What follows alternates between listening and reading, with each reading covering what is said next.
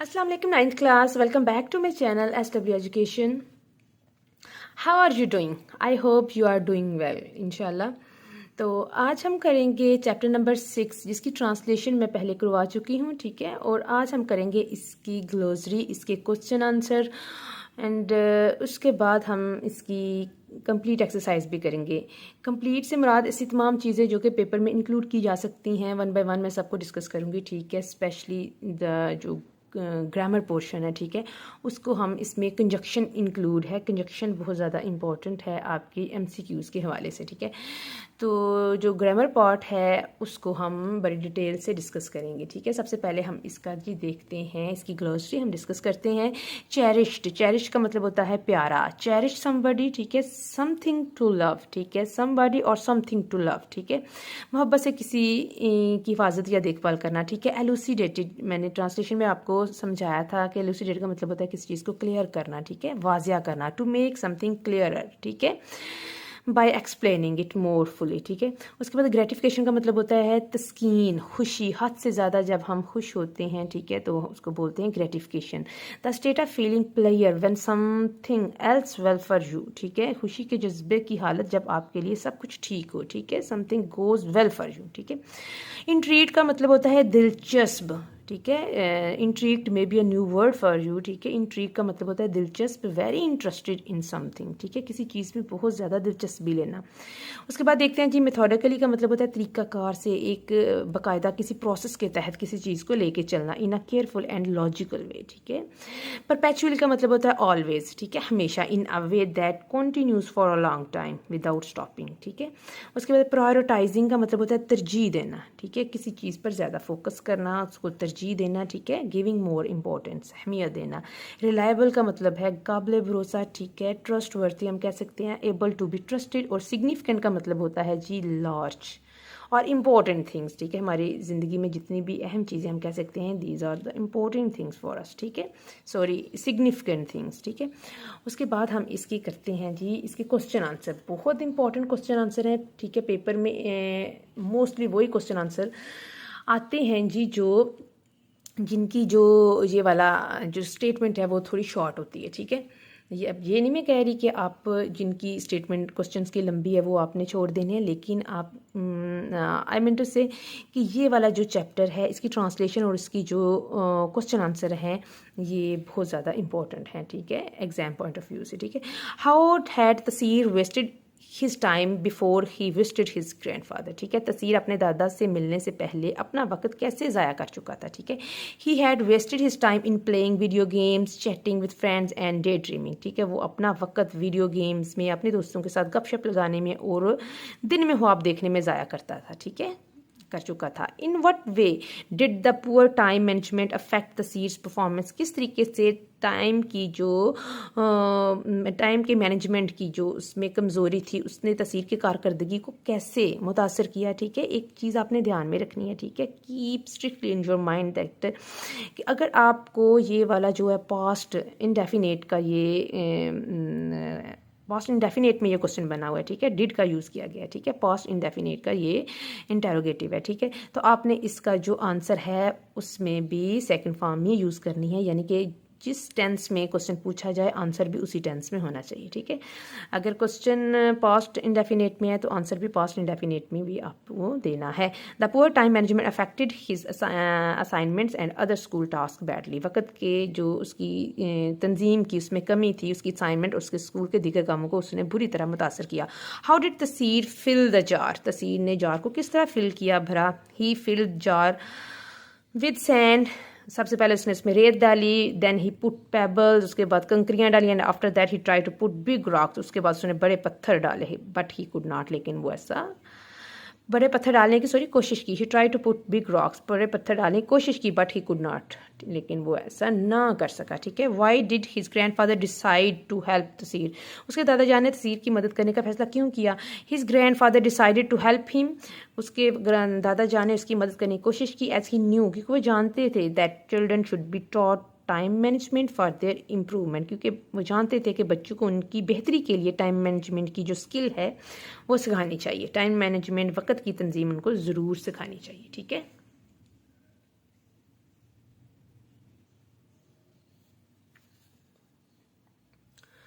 Okay जी, question number 5 है, what is the impact of accurate time management on Taseer performance? Taseer की कारकर्दगी पर जो अच्छे एक्यूरेट टाइम मैनेजमेंट का क्या असर हुआ?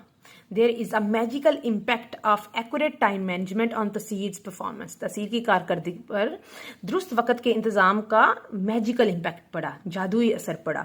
ठीक है, हिज ग्रेड्स इम्प्रूव्ड, उसके जो ग्रेड्स हैं वो उनमें बेहतरी आई, उसके दर्जात बुलंद हुए। And he had more time to spend with his family and friends, और अपने खानदान और दूसरों के साथ वक्त गुजारने के लिए उसके पास अब ज़्यादा वक्त था। ठीक है, गुजारने के लिए अब ज़्यादा वक्त था। ठीक है, तो अब हम चलते हैं जी इसकी एक्सरसाइज पर। ठीक है, और जो मोस्ट इम्पॉर्टेंट थिंग्स हैं मैंने पहले भी बताया है, हम वही डिस्कस करेंगे। ठीक है, तो सबसे पहले हम इसकी देखते हैं जी, वोकैबुलरी को हम देखते हैं। ठीक है, आपको पता है ना, आपके आते हैं पेपर में सिनोनिम्स आएंगे, तो जितने भी डिफ़िकल्ट वर्ड्स हैं उनके मीनिंग्स आपको आने चाहिए। ठीक है, उर्दू सबसे पहले तो आप कोशिश करेंगे उर्दू में सीखें। ठीक है, ताकि आपके माइंड में, क्योंकि ऑप्शन होंगे ना, तो अगर आपको उसके उर्दू में भी मीनिंग आते होंगे तो फिर आप उसको रिलेट कर पाएंगे। ठीक है, और ना सिर्फ उर्दू में करने साथ आपने उसका इंग्लिश में सिनोनिम भी जरूर देखते हैं। ठीक है, तसीर ऑफन फाउंड हिमसेल्फ, सबसे पहले हम देखते हैं क्वेश्चन क्या है, explain the meaning of the highlighted words given below. ठीक है, हाईलाइटेड वर्ड्स ये वाले जो बोल्ड हैं। ठीक है,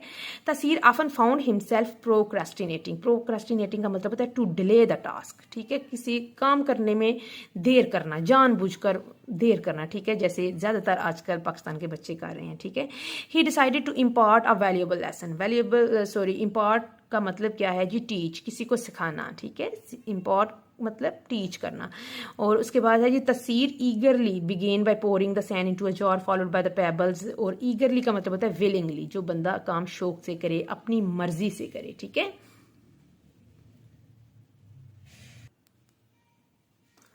ओके जी, आगे देखते हैं जी, his classmates listen intently. Intently का मतलब मैंने पहले बताया था गौर से सुनना। ठीक है, अप्रोच डिवोटेडली और गो टूवर्ड्स। ठीक है, इसका ये मतलब हो गया with practice and determination. Determination का मतलब होता है पक्का इरादा, फिर्म एटीट्यूड। नजर आ रहा होगा, आई होप आपको नजर आ रहा होगा। Taseer's new found time management skill had a positive impact. Impact का मतलब होता है इफेक्ट। ठीक है, उसके बाद देखते हैं कि working with words, consult a thesaurus and find the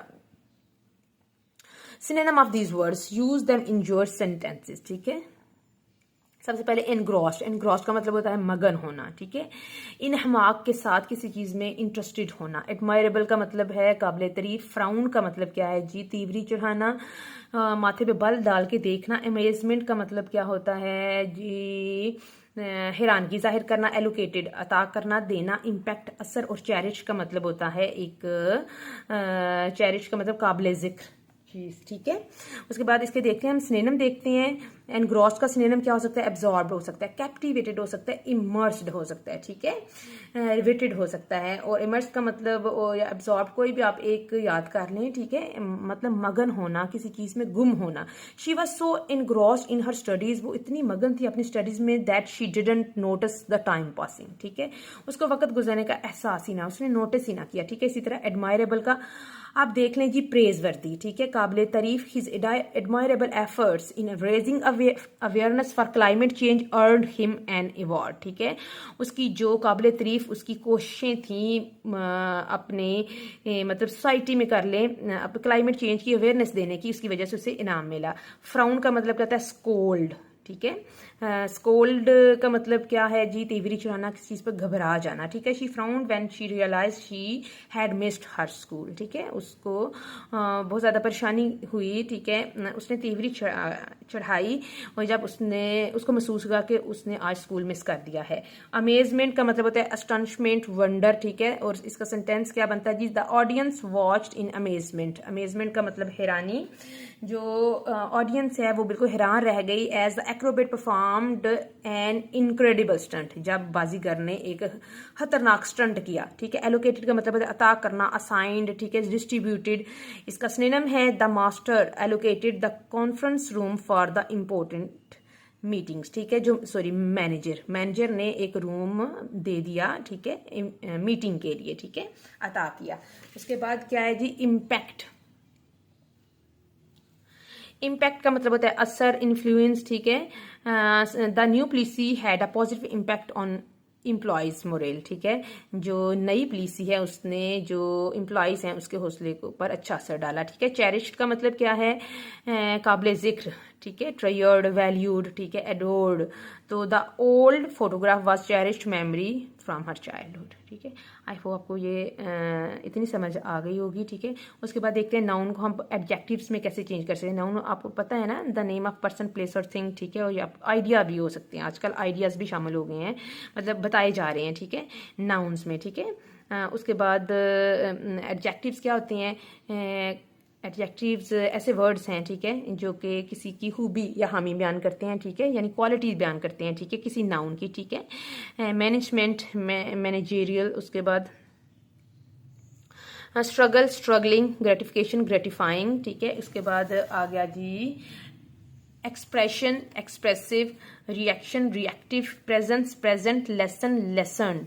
उसके बाद प्रोग्रेस, प्रोग्रेसिव, ये हो गया इसके एडजेक्टिव्स। उसके बाद जो मोस्ट इंपॉर्टेंट पार्ट था, ठीक है, जिसकी वजह से ये मैं एक्सरसाइज करवा रही हूँ, वो है जी ग्रामर पार्ट, ठीक है। कंजक्शन आपने देखना है, इसके बारे में आपका एक जो पार्ट है एमसीक्यूज का, उसमें आएंगे आपको ग्रामर के 5 एमसीक्यूज, ठीक है। तो आपने ये वाली चीज़ है, ये आपने बहुत अच्छे से तैयार करनी है, ठीक है। कंजक्शन क्या होते हैं, is a word that joins together words, phrases और क्लॉजेस। इतना भी आप जहन में रख लें, इट्स इनफ फॉर यू, ठीक है। ऐसे वर्ड्स होते हैं जो कि दो वर्ड्स को, दो जुमलों को, क्लॉजेस को आपस में जोड़ते हैं, ठीक है। आगे आपने देखने, there are many conjunction in English language but the main 3 types are the coordinating conjunctions, the subordinating conjunctions and correlative conjunctions. ये आपने 3 चीजें हैं जो ये याद रखनी है, ठीक है। मोस्ट इम्पोर्टेंट पार्ट है ये इस लेक्चर का, ठीक है। कंजक्शन का तो पता चल गया। अब कंजक्शन की 3 काइंड्स हैं, कोऑर्डिनेटिंग, सबऑर्डिनेटिंग एंड कोरिलेटिव, ठीक है। इसके बाद हम थोड़ा सा देखते हैं, इसकी एग्जांपल से समझते हैं कंजक्शन क्या है। जारा एंड आई विजिटेड मरी लास्ट वीकेंड, ठीक है। गुज़श्ता हफ्ते जारा और मैंने, ठीक है। यहाँ पर जो एंड है, ठीक है, मैंने मरी को विजिट किया, ठीक है। तो यहाँ पर जो एंड है उसने ये 2 वर्ड्स को, ठीक है, जारा एंड आई को जोड़ा है ना आपस में, जारा एंड आई, ठीक है। तो यहाँ पर ये जो वर्ड है ये कंजक्शन है। Do you have a rough notebook और a rough sheet of paper, यहाँ पर और ने, ठीक है, इन 2 क्या कहते हैं ग्रुप ऑफ वर्ड्स को जोड़ा है, ठीक है, सेंटेंसेस को जोड़ा है। I did not go to the work today because I was not feeling well, ठीक है। यहाँ पर जो बिकॉज है वो है जी एक कोऑर्डिनेटिंग कंजक्शन है, इसने 2 सेंटेंसेस को, इंडिपेंडेंट सेंटेंसेस को जोड़ा है, ठीक है। She did not like the food but she at it any how, ठीक है, उसको खुद पसंद भी नहीं था लेकिन उसने खा लिया। बट है जी conjunction, I will be leaving tomorrow so I am trying to finish all the pending assignment, ठीक है। यहाँ पर सो, यहाँ पर है कंजक्शन, ठीक है। उसके बाद हम इसके मजीद देखते हैं जो इसकी सब काइंड्स है। क्लासेस ऑफ कंजक्शंस कौन सी हैं जी? Conjunction are categorized into 3 classes, ठीक है। सबसे पहले कोऑर्डिनेटिंग कंजक्शन इंपॉर्टेंट आपके लिए, बहुत ज़्यादातर यही पूछी जाती है, ठीक है। A coordinating conjunction joins together clauses of equal ranks, ठीक है। ये कोऑर्डिनेटिंग जो कंजक्शन है वो 2 सेंटेंसेस को, 2 क्लॉजेस को जोड़ती है, ऐसी क्लॉजेस जो कि इक्वल रैंक्स की होती हैं, ठीक है, एक जैसी होती हैं, ठीक है। The chief coordinating conjunctions are for and, nor, but or yet, so. These 7 coordinating conjunctions can be remembered by using the acronym, ठीक है। एक्रोनिम का मतलब होता है कि बहुत सारा अगर हैं वर्ड्स हैं तो उनका पहला जो अल्फ़ाबेट है उसको जोड़ के एक ही वर्ड बना लिया जाए ताकि वो अच्छे से याद रह सके, ठीक है। FANBOYS, F for, F किसको रिप्रेजेंट कर रहा है? फॉर को, ठीक है। उसके बाद A and, N nor, B but or, Y yet and so, ठीक है। एस किसको रिप्रेजेंट कर रहा है? सो को। तो अगर आप फैन बॉयज एक वर्ड याद कर लेते हैं ना तो आपको ये सारे याद हो जाएंगे, ठीक है। 7 है कोऑर्डिनेटिंग कंजक्शन। की एग्जांपल देखते हैं, birds fly and fish swim, ठीक है। जो बर्ड्स हैं फ्लाई करते हैं और जो मछलियां हैं वो तैरती हैं, ठीक है। देखें ना इक्वल रैंक है ना, ठीक है, दोनों इंडिपेंडेंट क्लॉजेज हैं, ठीक है, दोनों में हकीकत बयान की जा रही है, ठीक है। इसको बोलते हैं इक्वल रैंक कि जो सेंटेंसेस होते हैं उनको जोड़ते हैं कोऑर्डिनेटिंग कंजक्शंस, ठीक है। इंडिपेंडेंट स्टेटमेंट्स हैं दोनों ये।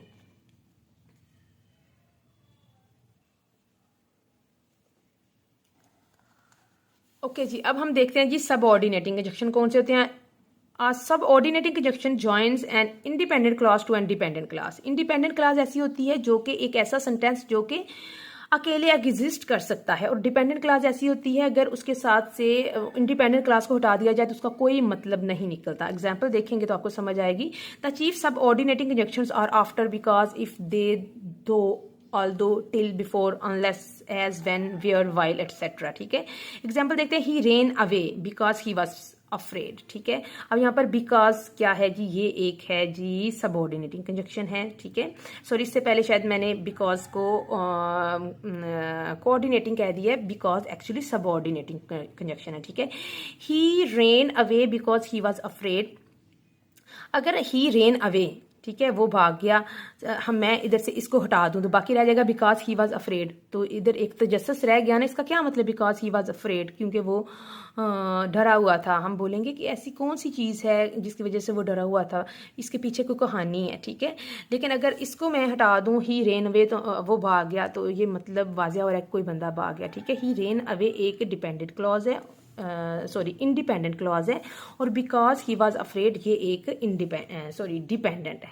ठीक है, ये कौन सी है, he ran away independent, because he was afraid ये क्या है, डिपेंडेंट। ठीक है, जो कि इस पर डिपेंड कर रही है। ठीक है, इधर आपको कंफ्यूज कर दिया मैंने, ये डिपेंडेंट है। ठीक है, और ये क्या है जी, इंडिपेंडेंट है। ठीक है, उसके बाद हम देखते हैं जी कोरिलेटिव को समझते हैं। कोरिलेटिव क्या है जी, correlative there are kind of tag team conjunctions. ठीक है, टैग टीम कंजक्शंस भी हम इनको बोलते हैं कोरिलेटिव को।